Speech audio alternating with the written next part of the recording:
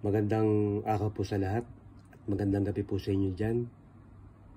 Ito po, may bago po akong pakikita po at share po na kakaibang mutya po at bihira lang po makita o masumpungan ang isang katulad ng mutyang ito. Napakagandang mutya po.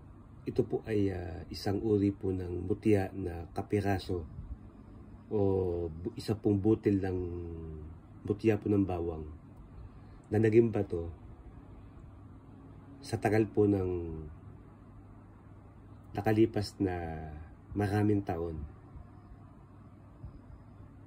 Ayan, napakagandang mutya po. Ito po ay ginagamit po sa ating pagluluto.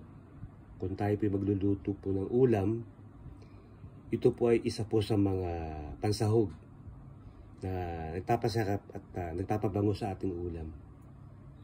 Kaya ito po ay may taglay na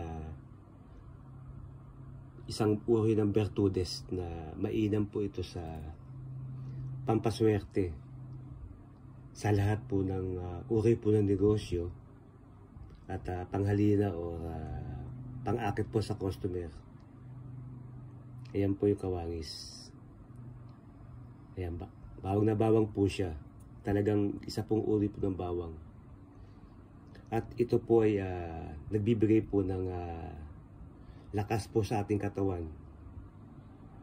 At tinatagal din po niya ang mga negative energy sa ating bahay. Tapos ito din po ay pantaboy sa mga pasamang elemento o bad spirit. Kagaya po ng mga palipadhangin, aswang, yan, mga mangkukulam po.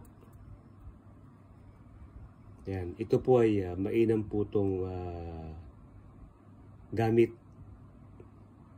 Kung magkakaroon ko po nito, ito po ay pwede pong ibalot po sa telang itim or pula.